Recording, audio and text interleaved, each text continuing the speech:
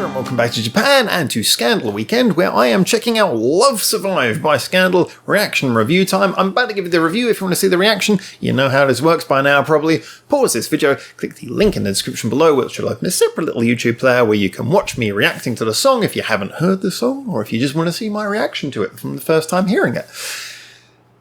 Otherwise, I'm about to give you the review. Are you ready for it?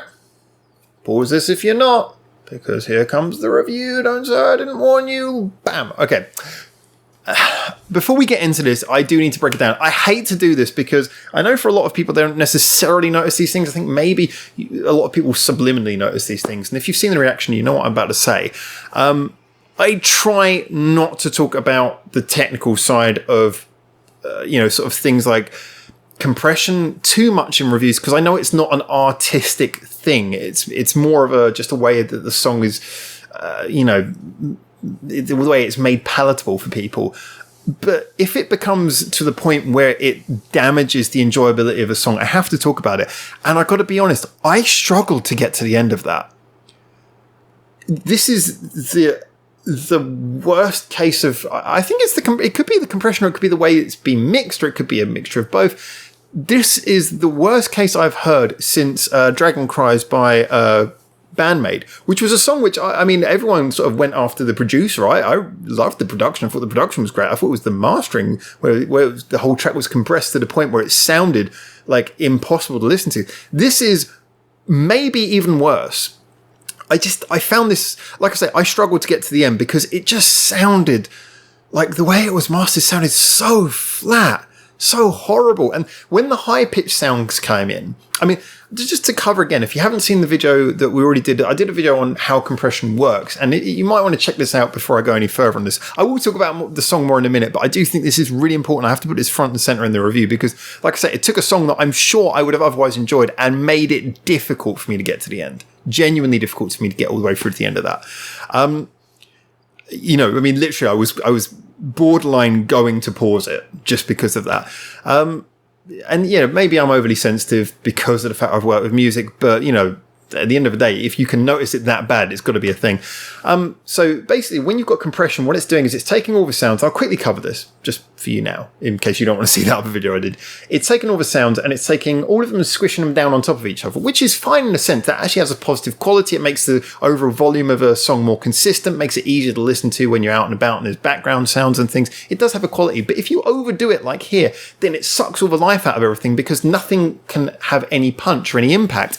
And it also means that any points where sounds come in, as you can imagine, if you add an extra thing to if there's a maximum volume for everything and you add an extra sound at any point, then it pushes the other sounds in there down. So everything starts to sound like it's wobbling and there's just this horrible mushy quality to it. And that was what happened here. And every time a high-pitched sound came in, it just sounded like suddenly sharp and all the other sounds moved out of the way of it. And it sounded bloody horrible. I'm sorry, but I don't know what the hell they were thinking. I'm hoping that sometimes they overcompress single versions of tracks, for radio play, because compression is usually best for something that's going to be on radio because of the fact that, people usually listen to it in the background, or maybe if it's a big hit, there'll be more people who casually listen to it just on headphones while they're sitting on the train or stuff rather than actually sitting down and paying proper attention to it. So I don't know, maybe the album version's better, but God, just no. The studio work on this is a crime against music. Horrible. So sorry, I have to say that first of all. I would love to listen to this song again on the quality of what it is. I might actually go and check out a live version. You heard me say that. But I never ever want to hear that recording again. Never. That recording, don't want to hear it ever again. Please, someone, if you got an uncompressed version of this, or I'll settle for a good live performance, let me know. That was terrifying. Sorry, I need to get off this subject, but I can't tell you how much I hate it when I hear a song ruined like that. So let's talk about the song. How far are we into the review without me talking about the song? Nearly 5 minutes. Brilliant. Fantastic. You guys know how off of it I get when I get on this subject.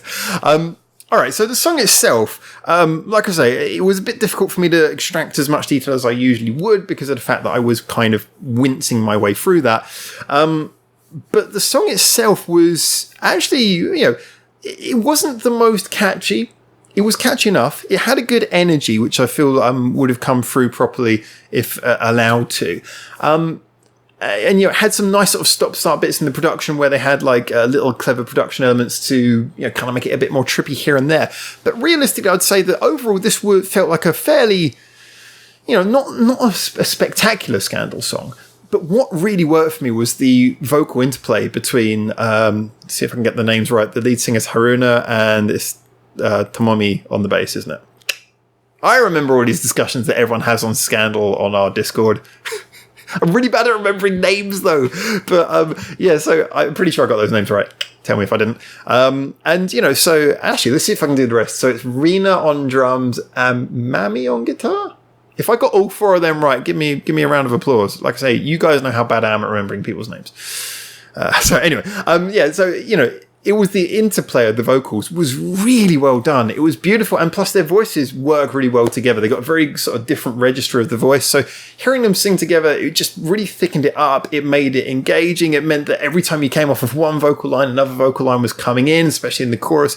It really just worked. And I felt like this was a song where the song itself underneath kind of sounded, like I say, fairly standard. Didn't sound like sort of single material, but it was the vocal performance that elevated it to single material, in my opinion. And you could even see that the person who was directing the video was kind of almost noticing that interplay by the way that they were fading between shots of Haruna and Tomomi, just sort of fading between the shots, almost like they were doing a visual representation of just how the song was sort of bouncing between the two of them, especially in the choruses. I really liked that. I liked the little production elements, like the little trippy bits here and there and the stop-start bit towards the end. That was cool. That added a bit to it.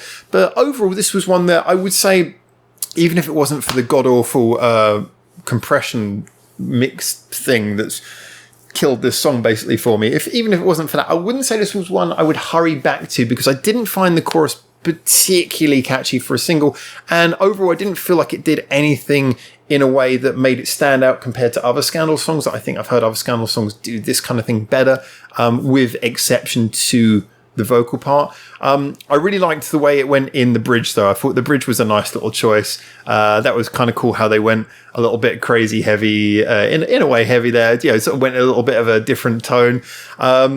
The video itself, kind of fairly average. Again, I will reference a bit like the Shoujo-esque thing.